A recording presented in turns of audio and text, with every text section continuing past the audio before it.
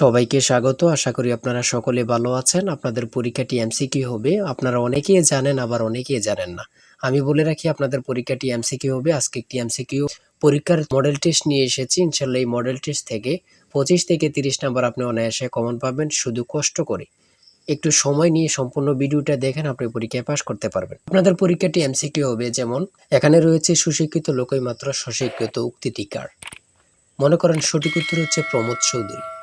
এখানে 4টা অপশন থেকে সঠিক উত্তর হচ্ছে ডি। তাহলে ডি নাম্বারটা আপনারা বরাট করতে হবে। আমরা আপনাদের জন্য একদম শর্ট করে চূড়ান্ত সাজেশন তৈরি করেছি। পরীক্ষার প্রশ্ন প্যাটার্ন যেমন থাকবে সেম প্যাটার্নে আমরা একটি চূড়ান্ত সাজেশন তৈরি করেছি। সাজেশনটি নিতে স্ক্রিনে দেওয়া হোয়াটসঅ্যাপ নাম্বার রয়েছে, ইমো নাম্বার রয়েছে। দুটোর মধ্যে যে কোনো একটি মেসেজ করে সাজেশনটি সংগ্রহ করুন। সাজেশনের মূল্য 100 টাকা। আমি বলি অবশ্যই প্রত্যেকে আমাদের সাজেশনটি সংগ্রহ করবেন, আপনি পরীক্ষায় পাশ করবেন। যারা বিভিন্ন চাকরির কারণে, কাজের কারণে অথবা পড়ালেখা একটু বুঝেন, কম সময় পান না, তারা অবশ্যই আমাদের এই শর্ট সাজেশনটি সংগ্রহ করে শুধু A to Z পড়ে যাবেন। পরীক্ষা দিতে গেলে আপনি উত্তীর্ণ হয়ে যাবেন ইনশাল্লাহ। তাই বলে রাখি প্রত্যেকে 100 টাকার বিনিময় হলো। স্ক্রিনে দেওয়া হোয়াটসঅ্যাপ নম্বর রয়েছে, ইমো নম্বর রয়েছে। দুটোর মধ্যে যে কোনো একটি মেসেজ করে সাজেশনটি সংগ্রহ করুন। আমি মূল প্রশ্ন প্যাটার্নে চলে যাচ্ছি। এখানে সর্বপ্রথম রয়েছে সুশিক্ষিত লোকই মাত্র স্বশিক্ষিত উক্তিটি কার। সঠিক উত্তর হচ্ছে প্রমোদ চৌধুরী। আমরা জানি প্রত্যেকটি পরীক্ষায় বাংলা, ইংরেজি, গণিত, সাধারণ জ্ঞান থেকে কিন্তু পরীক্ষায় প্রশ্ন আসে। ঠিক আছে, এমনভাবে কিন্তু আমরা যে প্রশ্ন উত্তরগুলো নিয়েছি খুবই গুরুত্বপূর্ণ। হ্যাঁ, যেমন 3 নম্বরে রয়েছে উপযুক্ত শব্দটির অর্থ কী। সঠিক উত্তর হচ্ছে উপরের উল্লেখিত। এখানে বিপরীত শব্দ, সমার্থক শব্দ, ট্রান্সলেট থেকে অবশ্যই প্রশ্ন থাকবে।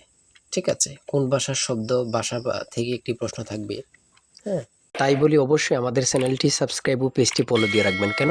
পরীক্ষার নোটিশ, পরীক্ষার রেজাল্ট, পরীক্ষার প্রশ্ন সমাধান, যাবতীয় সকল তথ্য সবার আগে আমরা ভিডিও আপলোড দিয়ে রাখি। আপনি যদি চ্যানেলটি সাবস্ক্রাইব, পেজটি ফলো দিয়ে রাখেন, সবার আগে চলে যাবে আপনার কাছে নোটিফিকেশন।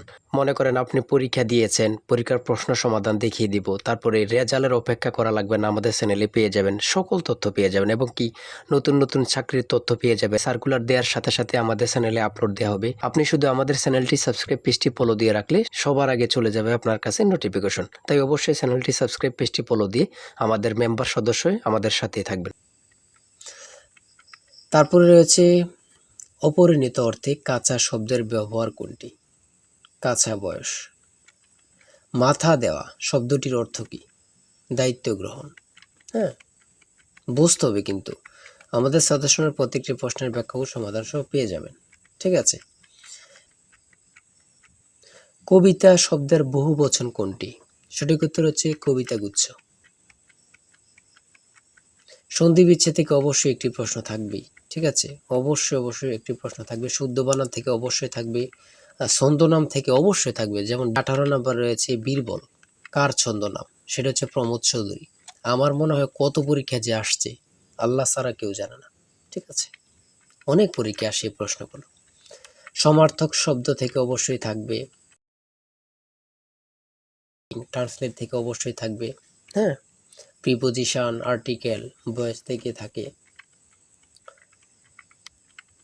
বিভিন্ন নাউন থেকে অবশ্যই প্রশ্ন থাকবে। ঠিক আছে, আমি বলে রাখি। যারা যারা পরীক্ষা দিবেন প্রত্যেকে আমাদের সাজেশনটি সংগ্রহ করবেন। সিনোনিম অথবা অ্যান্টোনিম থেকে অবশ্যই প্রশ্ন থাকবে। হ্যাঁ,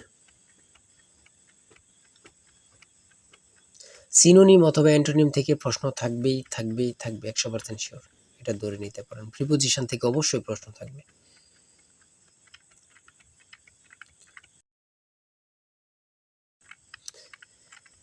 বাংলাদেশের সুপ্রিম কোর্ট মোট কয়টি বিভাগে অথবা বিভাগ নিয়ে গঠিত? সঠিক উত্তর হচ্ছে 2টি।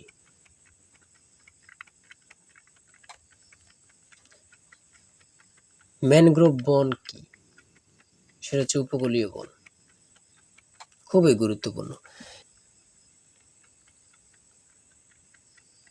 বাংলাদেশকে স্বীকৃতি দানকারী প্রথম আরব দেশ কোনটি? খুবই গুরুত্বপূর্ণ, ইরাক। আয়তনে বাংলাদেশের বড় জেলা কোনটি? খুবই গুরুত্বপূর্ণ, রাঙ্গামাটি। ঢাকা কত সালে সুবা বাংলার রাজধানী হয়? সঠিক উত্তর হচ্ছে 1610 সালে।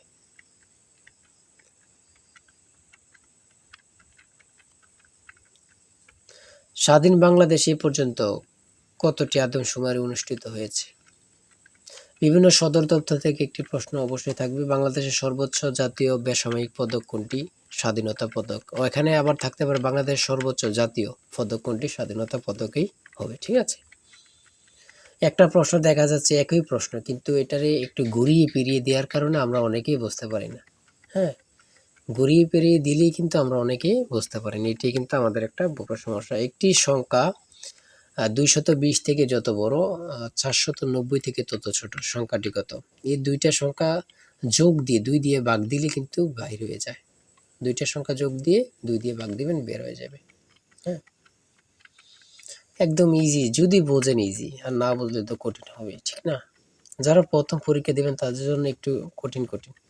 আর যারা অনেকদিন পরীক্ষা দিচ্ছেন, ফেল করতেছেন, অথবা এমসিকিউ পরীক্ষা উত্তীর্ণ হচ্ছেন, লিখিত পরীক্ষায় ফেল করতেছেন, এমসিকিউ লিখিত উত্তীর্ণ ভাইভাতে যেয়ে ফেল করতেছেন, তারা পরীক্ষা সম্পর্কে অনেক কিছুই জানেন। হুম। তাই বলে রাখি আজকের ভিডিও এই পর্যন্তই। ঠিক আছে? আজকে ৮০টি এমসিকিউ নিয়ে আলোচনা করেছি।